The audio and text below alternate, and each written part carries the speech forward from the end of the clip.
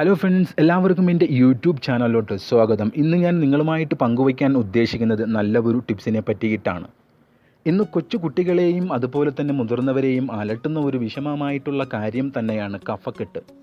കഫക്കെട്ട് പൂർണ്ണമായിട്ടും പുറന്തള്ളപ്പെടുവാൻ വേണ്ടി പലതരത്തിലുള്ള മരുന്നുകൾ ഉപയോഗിച്ചിട്ടും പല വഴികളൊക്കെ തേടിയിട്ടും ഒരു ഫലവും കിട്ടാതെ വിഷമിക്കുന്ന ഒരുപാട് പേരുണ്ട്.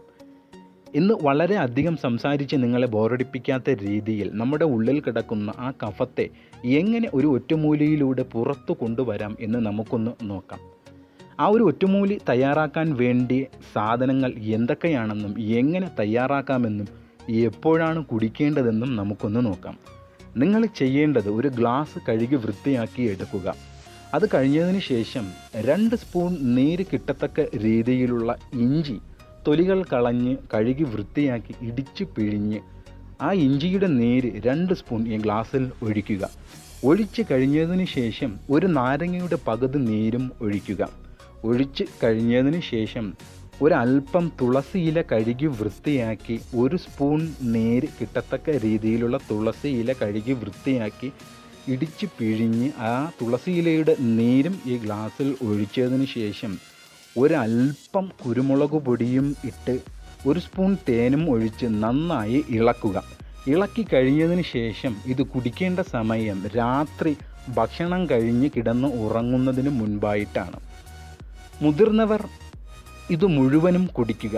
കുട്ടികൾക്ക് 1 സ്പൂൺ മാത്രം കൊടുക്കുക. ഇങ്ങനെ നിങ്ങൾ 7 ദിവസം തുടർച്ചയായിട്ട് ചെയ്യാമെങ്കിൽ തീർച്ചയായിട്ടും ഈ ഒരു ഒറ്റമൂലിയിലൂടെ നമ്മുടെ ഉള്ളിൽ കിടക്കുന്ന കഫത്തെ പൂർണ്ണമായിട്ടും പുറന്തള്ളപ്പെടാൻ സഹായിക്കുന്ന ഒരു കിടിലൻ ഒറ്റമൂലിയെ പറ്റിയിട്ടാണ് നിങ്ങളുമായിട്ട് പങ്കുവെച്ചത്. അപ്പോൾ എല്ലാവരും ഈ ഒരു ടിപ്സ് ട്രൈ ചെയ്ത് നോക്കുക. 100% ഈ ഒരു ഒറ്റമൂലിയിലൂടെ നമ്മുടെ ഉള്ളിൽ കിടക്കുന്ന കഫം പുറന്തള്ളപ്പെടുകയും ഈ ഒരു ഒറ്റമൂലിയിലൂടെ നമുക്ക് ആശ്വാസം കിട്ടുകയും ചെയ്യും. അപ്പോൾ എല്ലാവരും ഒന്ന് ട്രൈ ചെയ്ത് നോക്കുക. ഈ ഒരു ടിപ്സ് നിങ്ങൾക്ക് ഇഷ്ടപ്പെടുകയാണെങ്കിൽ തീർച്ചയായിട്ടും ലൈക്ക് ചെയ്യുക. അഥവാ ഇഷ്ടപ്പെട്ടില്ല എന്നുണ്ടെങ്കിൽ ഡിസ്ലൈക്ക് ചെയ്യാനും മറക്കരുത്.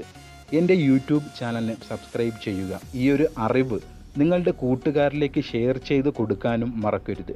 ഇനിയും നല്ല നല്ല വീഡിയോകൾ നിങ്ങളുടെ മൊബൈലിൽ നോട്ടിഫിക്കേഷനായിട്ട് കിട്ടുവാൻ വേണ്ടി ബെൽ എന്ന ഐക്കണും ഓപ്പൺ ആക്കി ഇടാൻ മറക്കരുത്.